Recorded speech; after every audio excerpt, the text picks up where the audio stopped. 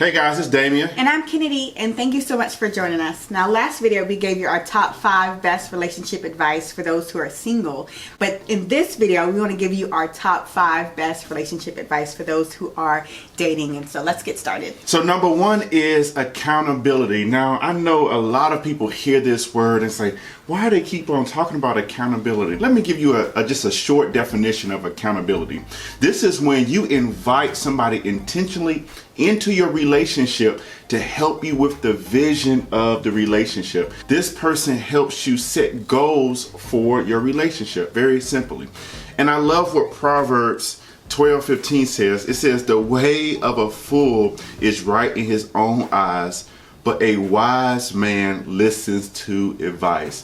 What my wife says all the time is, do not date alone. We intentionally bring in community to help us and sharpen us when we think outside of the Bible. Because so many times we look at the TV, we look at social media and say, oh, this is great advice. And then we put it in our own relationship and then bam, it doesn't work. And then we start just avoiding everybody because our relationships are bad. Listen, we invite godly relationships into our lives so we can stay on the right path. And they can also see what you can't see in the other person, because we might be blinded by love. He's like, bro, you don't even laugh like that. Why are you laughing like that? Yeah, and so don't date alone.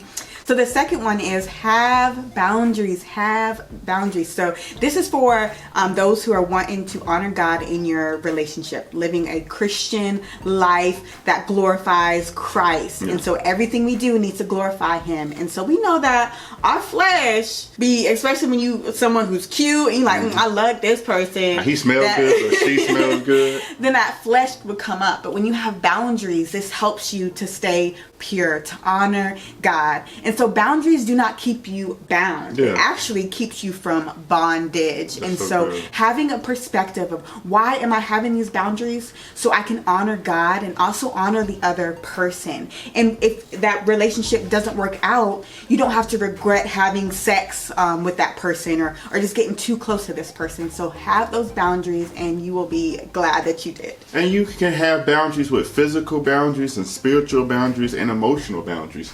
So it can go further than just physical.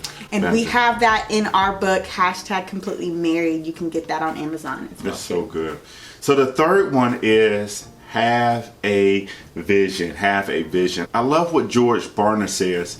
He says, a vision is a clear mental image of a preferable future given to us by God. Now, if your vision is not given to you by God, it's not a godly vision. It's really like selfish ambition, right? And so God wants us to have vision in our relationship, again, because we're trying to glorify Him. You see, the vision given to us by God will be bigger than ourselves. There are several components of a vision. Number 1, it helps us stay focused. Number 2, it helps us get past obstacles. And number 3, it helps us serve the person or the significant other who is in our life. Yeah, so good. And so the fourth one is pace your relationship. Oh, yeah, that's so good. Pace your relationship. And this kind of feeds off of the vision. You want to have a vision that you're not just dating somebody just to date, but the intentionality to potentially get married. And so when we pace ourselves, we're not going too slow. Where we're wasting time. We're dating for 5-10 years, like, oh, we'll see where it goes. But also with pacing, we don't go too fast. I know I've been guilty of, a guy, talk to a guy, then all of a sudden I'm like, ooh, we can get married. What does my last name look, or his last name look with my name? And let me sign. And you're just going ahead of the relationship. And so making sure that you pace yourself, not going too fast, but not going too slow in fear or being, lackadaisical. And so making sure you pace yourself on a good pace, having those checkpoints. That's why it's so important to have the accountability that can help you on that journey as well. And the last one, number 5, is communication. Communication. In every relationship, communication is key, especially in a dating relationship.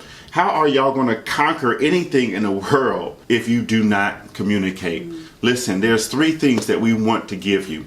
Number one is our expectation. When we communicate, we need to communicate our expectation. How long are we going to be talking on the phone? How often are we going to meet up? What is our boundaries? These are some expectations that you need to bring to the table. Number two, Kenady just said it, checkpoints. You need to have checkpoints. You talk about how's your heart? What's going on in your mind? How are you feeling about our relationship? And the last thing is progress. Progress. We look at our relationship and say, look, are we glorifying God in this relationship? And lastly, is this relationship moving towards marriage? Yeah, that's so good. And so that is our 5 tips that we wanted to share with you. Again, you can get our book, #CompletelyMarried, Journey to the Altar and Beyond, if you are in a godly relationship and wanting and hoping that it will lead to a godly marriage. So thank you so much for joining us. Again, my name is Damien Nash. And I'm Kenady Nash. And we'll talk to you next time. Bye.